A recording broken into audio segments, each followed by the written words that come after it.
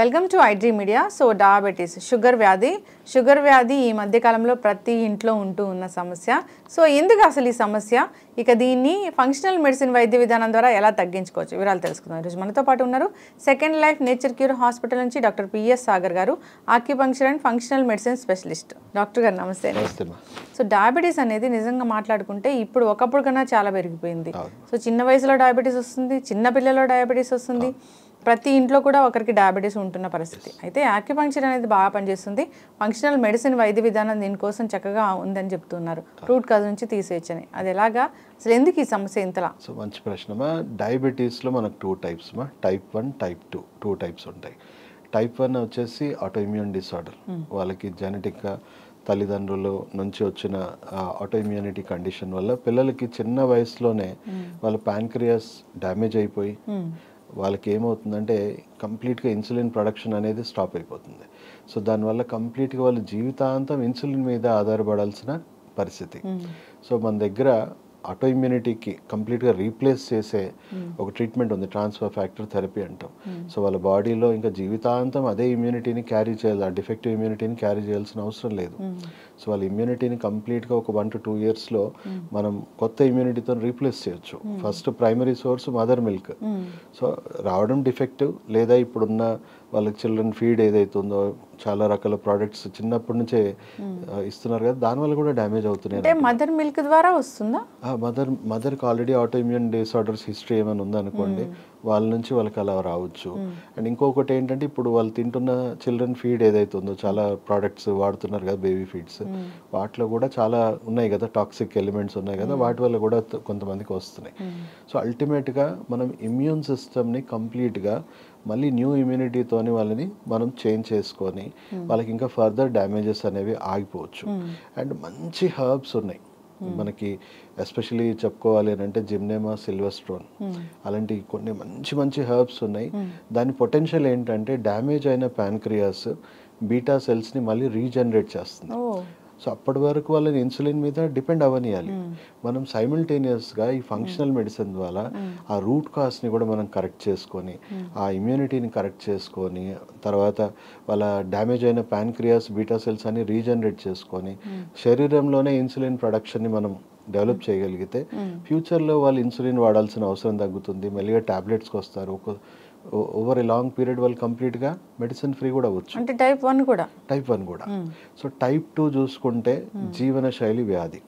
So ఒక 30s 40sలో చాలా మందికి బాగా హెవీగా junk food, stress, life style వల్ల బాడీ టాక్సిసిటీ పెరిగిపోయి మెటబాలిజం స్లో డౌన్ అయిపోయి ఇన్సులిన్ రెసిస్టెన్స్ వస్తుంది. అంటే ఇన్సులిన్ తయారైనా బాడీ దాన్ని సామర్థ్యంతో దాన్ని యూటిలైజ్ చేసుకునే పరిస్థితి లేదు, లేదా వాళ్ళకు కూడా కొంతవరకు పార్షియల్గా ప్యాన్క్రియాస్ డ్యామేజ్ అయ్యి ఇన్సులిన్ ఉత్పత్తి తగ్గిపోవడం, ఇవి జరగడం వల్ల వాళ్ళకు కూడా బ్లడ్లో షుగర్ లెవెల్స్ స్పైక్ అవ్వడం. సో మనం తిన్న ఆహారం మనకేమవుతుంది, గ్లూకోజ్ రూపంలో మారుతుంది శరీరంలోకి వెళ్ళాక. ఆ గ్లూకోజ్ని బ్రేక్ డౌన్ చేయడానికి మనకి ఇన్సులిన్ కావాలి, బ్రేక్ చేసి ఆ ఎనర్జీ కింద కన్వర్ట్ చేయాలి. ఒకవేళ ఇన్సులిన్ సఫిషియెంట్గా యూటిలైజ్ అవ్వకపోయినా, ప్రొడక్షన్ తగ్గిపోయినా మనకేమవుతుంది, ఎనర్జీ సరిగా తయారవ్వదు. రక్తం చూసుకుంటే ఉండాల్సిన దానికంటే ఎక్కువ గ్లూకోజ్ లెవెల్స్ ఉండడం జరుగుతుంది.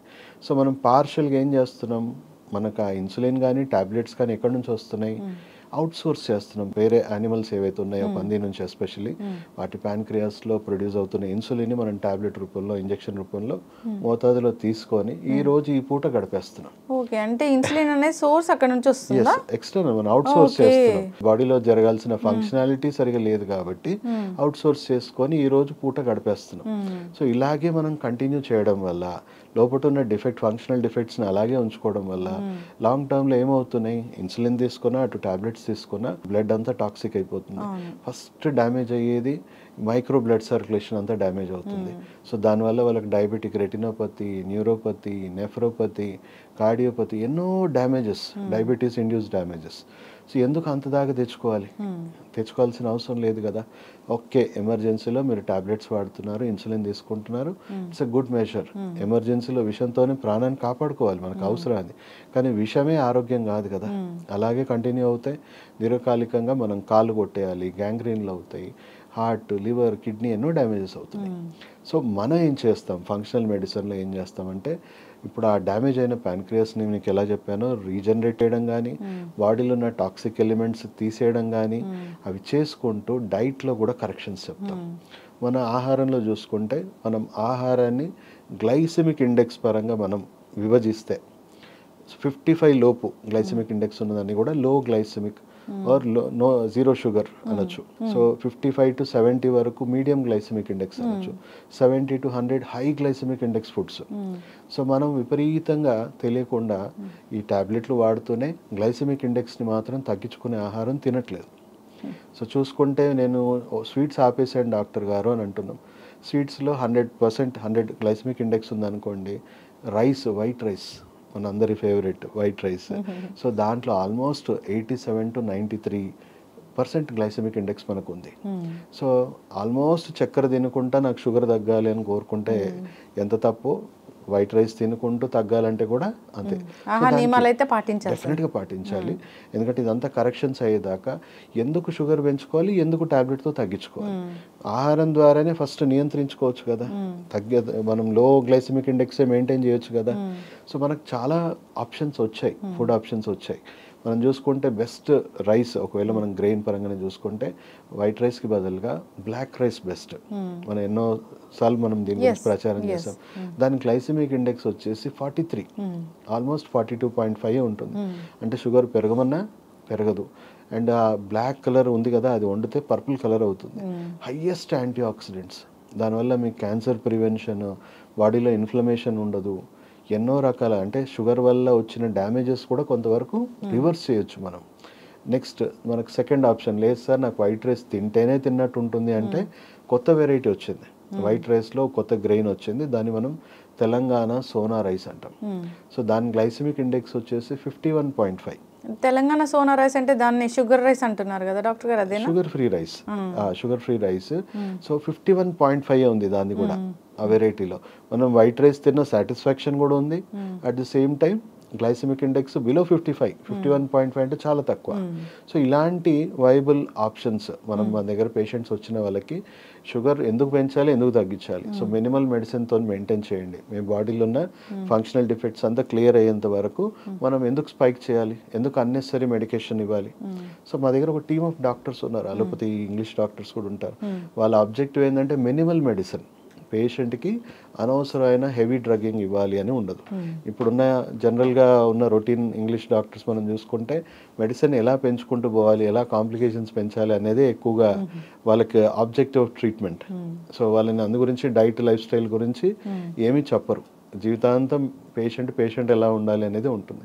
సో మన టీమ్ ఆఫ్ డాక్టర్స్ ఎవరైతే ఉన్నారో వాళ్ళు ఇంగ్లీష్ మెడిసిన్ ఇస్తారు, కానీ ఎంతవరకు అవసరమో అంతవరకు. And objective goal of the treatment ఏంటంటే త్వరగా మనం మెడిసిన్స్ నుంచి బయటపడి రివర్స్ చేసుకొని మళ్ళీ ఒక హెల్దీ సిస్టమ్ అనేది, ఫంక్షనాలిటీ అనేది వచ్చేలాగా చేయాలి. అండ్ పేషెంట్కి ట్రైన్ చేస్తాం జీవితాంతం. ఇప్పుడు చూడండి, వైట్ రైస్ రోజు తినాలా కంపల్సరీ, ఎప్పుడో ఒకసారి తింటే అయిపోద్ది కదా. రివర్స్ చేసుకొని మనం మినిమల్గా మన డైట్, లైఫ్ స్టైల్ ఎప్పటికీ మెయింటైన్ చేసుకుంటే ఎప్పటికీ రాదు. వన్స్ రివర్స్ అయిందంటే మళ్ళీ రాకూడదు అంటే మెయింటెనెన్స్ అనేది ఖచ్చితంగా ఉండాలి. జీవనశైలి వ్యాధి ఆన్సర్ జీవనశైలి. సో జీవనశైలిలో ఎలాంటి మార్పులు చేసుకోవాలి, జీవితాంతం ఎలా చేసుకోవాలి అనేది కూడా పేషెంట్కి ట్రైన్ చేయడం జరుగుతుంది. సో వాళ్ళు మెయింటైన్ చేస్తే ఇప్పుడు 10 years, 15 years దాటిపోయిన వాళ్ళు కూడా ఉన్నారు. వాళ్ళకి ఏ మెడిసిన్స్ వాడట్లేదు, మళ్ళీ మా దగ్గర రావాల్సిన అవసరం కూడా వాళ్ళకి ఉండదు. ఎస్, ఖచ్చితంగా డాక్టర్ గారు.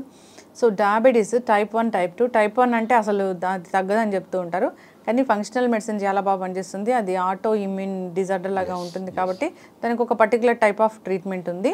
సో ఆ విధంగా ఎవరైనా ఇబ్బంది పడుతూ ఉంటే, చిన్నపిల్లల్లో చూస్తూ ఉంటాం కదా, సో ఇబ్బంది పడుతూ ఉన్నారు, చిన్నపిల్లల్లో షుగర్కి టాబ్లెట్స్ వేయాలి, అది ఇన్సులిన్ ఇవ్వాలి, అలాంటివి అంటే చాలా బాధాకరమైన విషయం డాక్టర్ గారు. సో కాంటాక్ట్ చేయాలని కోరుకుందామండి ఖచ్చితంగా. సో ఈ ట్రీట్మెంట్లో ఏంటంటే మీరు అన్నట్లుగా సైడ్ ఎఫెక్ట్స్ అనేవి ఏమి ఉండవు. సో లైఫ్ స్టైల్ మోడిఫికేషన్ ఉంటుంది. అందరికీ కూడా డౌట్స్ ఉంటుంది, అంటే తగ్గిపోతుందా నిజంగానే, టాబ్లెట్సే పనిచేస్తాయి కదా అని.